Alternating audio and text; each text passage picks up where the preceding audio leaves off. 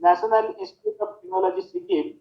It is my privilege and pleasure to welcome Dr. C.P. Sharmaji, retired IT and founder and CEO under CPS Cyber Security Services LLP, Jaipur, Rajasthan. I request you to deliver your lecture on this topic, legal mandate and international standard. ओम सहनावतु सहनो भुनक्तु सह वीर्यं करवावहै तेजस्विनावधीतमस्तु माँ विद्विषावहै. Om Shanti Shanti Shanti. I pray to the Almighty God, may the knowledge shared in today's session be sharp and brilliant, and there be no animosity in both of us, you the participants online in the webinar and me the speaker. Chief Patron of the webinar, Honorable Professor Dr. Mahesh Chandji Govil, Director NIT Sikkim. Patron of the webinar, Dr. Ranjanji Basak, Dean Academics. Program Coordinator, Dr. Sangramji Ray. Convener, Dr. Prathyaji Kulia, Head, Computer Science Department, NIT Sikkim. Learned faculty members, all the participants, and everybody present online in the webinar. A very good afternoon to you all. It is indeed an honor for me, and I feel really privileged to be given the opportunity to address the galaxy of academicians who are present online, where each one possesses the indomitable spirit of being a channel of positive change in the society in general and the youth in particular. I am especially thankful to Professor M.C. Govilji, Director NIT Sikkim, whose sincere and enthusiastic effort could make me joining possible in this program of security of uncontrollable, viral, intangible and virtual reality, which is the real threat to privacy. In this session, we will discuss cybersecurity, its legal mandate, and international standards, which has two components. First, the legal mandate of the cybersecurity, and the second, the international standard to maintain the cybersecurity. So, dear academicians and everybody present online, now we will discuss the legal mandate for cybersecurity.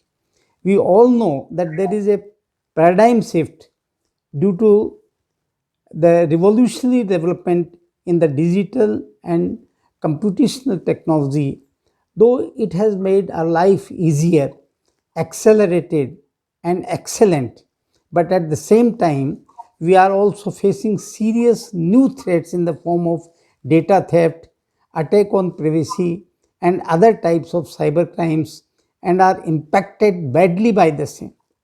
After this COVID-19, all the body corporate industries run their business through e-business and e-commerce.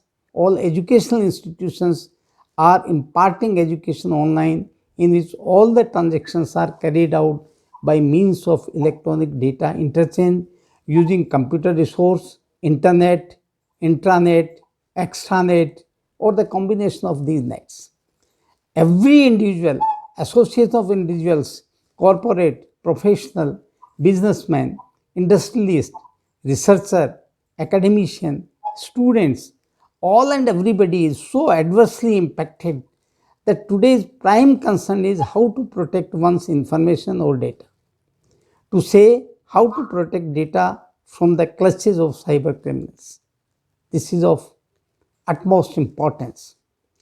The paper-based methods of communication and storage of information in the form of Tamrapatra, Bhojpatra, seals and stamps and other legal instruments made of metal or paper were recognized from ancient times to modern times. Since in the present time, what is the paradigm shift? In the present time, the transactions are mostly carried out by means of electronic data interchange and other means of electronic communication, commonly referred as e-commerce, which is an alternative to the paper-based methods of communication and storage of information. to provide legal recognition for the transaction carried out by means of electronic data interchange and to facilitate electronic filing of the document with the government and other agencies, and also to provide legal framework to mitigate and prevent cybercrime, which is an outcome of the electronic data exchange. The necessity of some effective legal mandate was felt. This is how we need this legal mandate. Since the electronic data exchange has no geographic or physical boundaries and in virtual in nature, it is a global phenomena. Hence, uniformity of law is needed.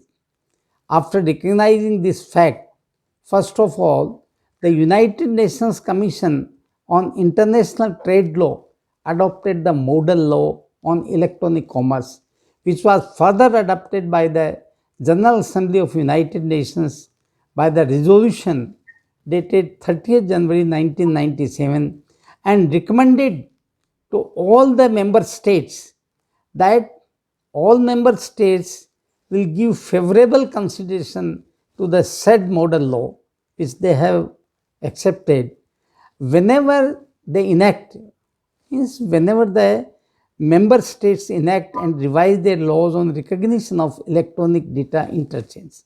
So that is the first importance why it is needed. Dear academicians, that is the starting point of legal mandate for the cyber security. To give effect to the said resolution on the UN General Assembly and to provide legal recognition and also to promote efficient delivery of government services by means of reliable electronic records, the Parliament of Republic of India enacted the law called the Information Technology Act 2000 on 17th of October 2000. Though we all are well versed with the cyber security, what is cyber security we all know, but if we define it in a holistic way, incorporating all the ingredients, we may say that cyber security is basically the protection of information, equipment, devices, computer resources, communication device, and also information including data, message, text, image, sound, voice, codes, computer programs, software and database, etc. from unauthorized access, use, disclosure, disruption, modification, or destruction through the technologies, processes, and practices. They are so designed to ensure three things: confidentiality, integrity, and availability of the information. And which one is information? That is, which is related to the characteristic of culture of computers, information technology, virtual reality, augmented reality, artificial intelligence, machine learning, encryption, dark web, and cryptocurrency, and all other parameters of cyberspace. So, that is the cybersecurity holistic definition. This information, which we are talking about to protect the information basically, the information prepared in the formalized manner, processed in the computer system and stored in the internal memory of the computer resource. Or we can say that when the information is routed through the path of computer resource, then it is called data. So now we always talk about the data. So the cyber security is known by the name information security also, as well as the data security. The legal mandate includes law, rules, procedures, and policies to give effect to the implementation of law protecting the data in the cyberspace. That is what we mean by legal mandate. The thrust from the whole system is to make the information which is generated, produced, received, processed, transmitted, or procured or stored in the computer resource system be authentic. It should be authentic, it should be reliable, and it should be available. This requires that the information should maintain its confidentiality, integrity, and availability. Confidentiality means it is not available to the person who are not authorized to access. And then integrity, it is not changed, it is as it is. And the availability, it should be available, make available or accessible to the person who are authorized to access. Now we come to the legal provisions under the IT Act, which was enacted by the Parliament. So, the IT Act, there are the provisions to protect the data in the computer resource system. The Act provides protection under, first of all, it comes under section 43. You can see on the screen, section safeguards against 10 actions. Number one is access, unauthorized copy or downloads or extracts, and then introducing virus, then damage, disrupt or denial of service, assisting unauthorized access, then fraudulent charges for the services, or destroy, delete, alter any information in the computer resource system, steal, conceal, destroy, or alter source code. Under this section, there is a provision for penalties as well as punishment for dishonest and fraudulent acts. Now, the Act also defines offences under and their punishments for illegal use of computer resource where computer is either a target or a tool, and the offences are under the various sections. It is from section 43 is one section. Now after that, section 65, tampering with computer source document, then 66, computer related offences, 66B, receiving stolen computer and communication devices, 66C, punishment for identity theft, 60D, for cheating through computer resources, and 66E, punishment for violation of privacy, 66F, cyber terrorism, 67, punishment for publishing or transmitting obscene material in electronic form, 67A, punishment for publishing or transmitting of material containing sexually explicit act, etc. in the electronic form, 67B, if it is regarding the transmitting material depicting children the sexually act, and 67C, failure to maintain the recourse. These are all sections. Then 68, failure, refusal of to comply the orders, failure, refusal to decrypt data, then power to issue directions for blocking, 69A, then 70B, Indian Computer Emergency Response Team, 71, penalty for misrepresentation, 72, penalty breach of confidentiality, 72A, that is a punishment for disclosure of information, breach of lawful contract, 73, publishing electronic signature certificate in a false way, then 74, publication of fraudulent purposes, 75, act to apply offences, then 76, confiscation, and all these are the powers given to the various agencies. This is the legal protection of the information from the third party attack. What we were discussing, it is from the third party attack. It starts with nobody. But where the information of a person is received or maintained or processed and stored in the computer, personal data of the first party are there in the computer resource of the second party.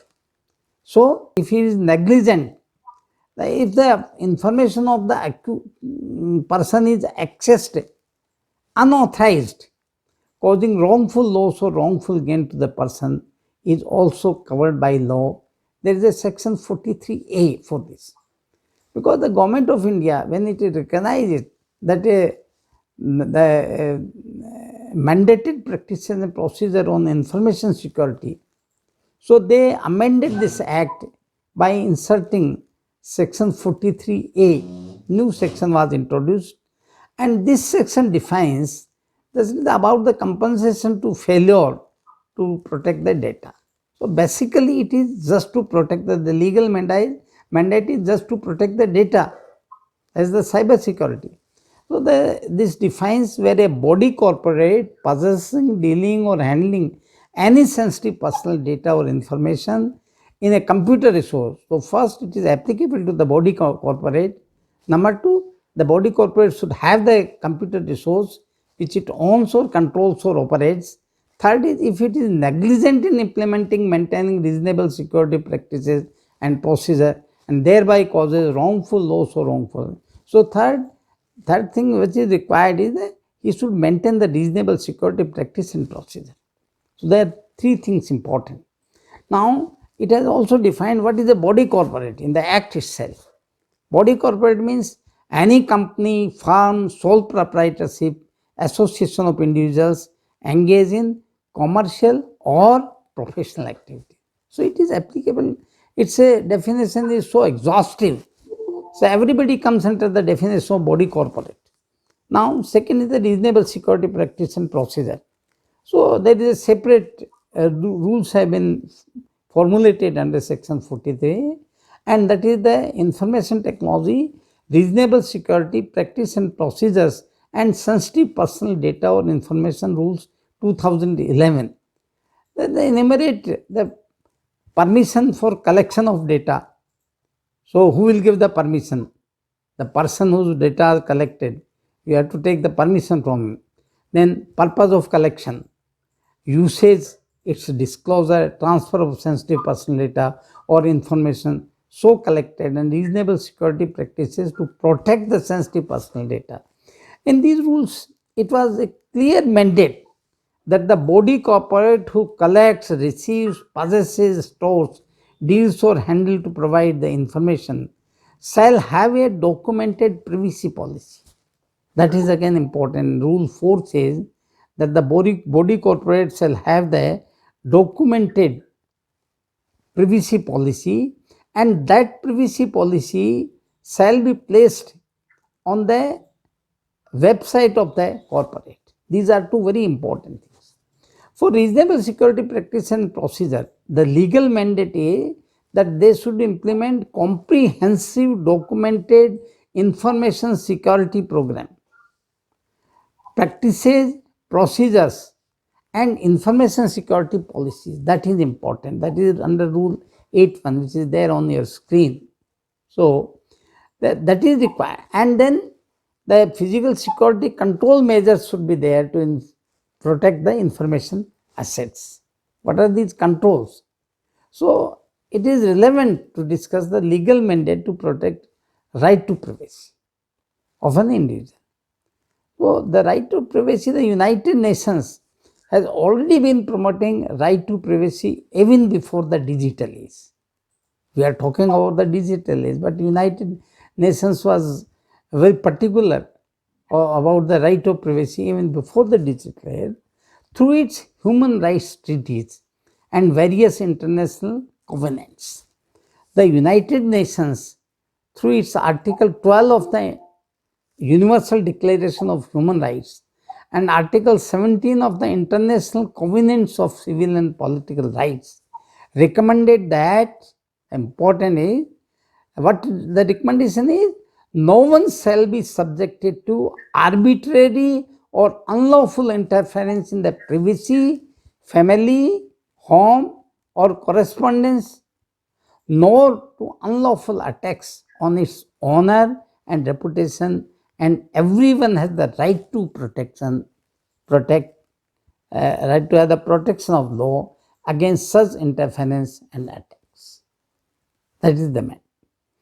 As we have discussed, the UN General Assembly recommending the use of transactions carried out by means of electronic data interchange and other means of electronic communication, which involve the use of alternatives to paper-based methods of communication and storage of information. The UN General Assembly expressed a deep concern for the surveillance and interception of communication that has a negative impact on human rights, and also adopted a resolution. That resolution is, I think it is 68 by 167. Yeah, 68 by 167 in December 2013 in this case. The General Assembly resolved that offline rights of the people must also be protected online. That's important.